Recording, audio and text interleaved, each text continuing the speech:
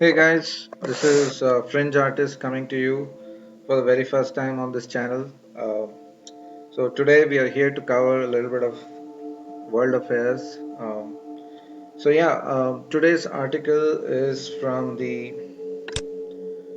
Hal Turner radio show. So it's talking about an article which has not been covered in the Western media, and that is Russia's largest newspaper, the Moscow Pravda, has warned its citizens that a direct military confrontation with the United States is a distinct possibility. So, very briefly here, they're talking about a very dire situation, and they term the situation in Syria to be highly explosive, right? Um, which really, I don't think that's an exaggeration because I don't think uh, the Russian media is out to exaggerate these kind of uh, situations and mislead the public. While the U.S. media has been guilty of doing that in the past, the Russian media has nothing to gain from it. And under the thorough leadership and watch of the Kremlin, I don't think the newspapers can really publish an article um, like that and make it look like it is scaremongering or something. So it is not. It is not. If the Russian leading Russian newspaper is talking about it, I think we should pay a lot of attention and heed to this. So basically, the banner headline says that the Middle East may explode in flames, and simply because right now there is a very threatening situation that is actually brewing in the Mediterranean, and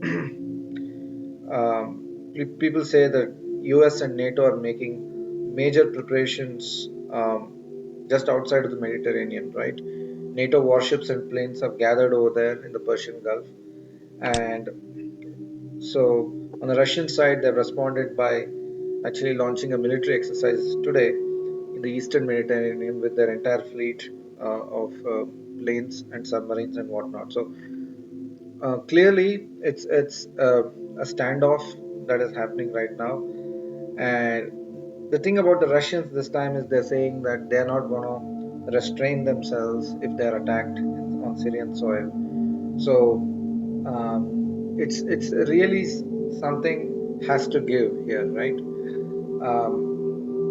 It's really interesting to see if the NATO and its allies are here to provoke Russia into war, possibly a third world war.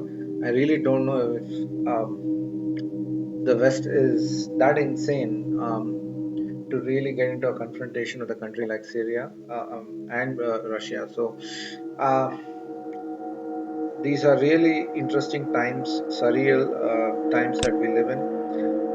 So this is an article I wanted to cover. There's another article I wanted to talk about this morning. There's been a loud explosion in Damascus just yesterday night on Saturday, on 1st September.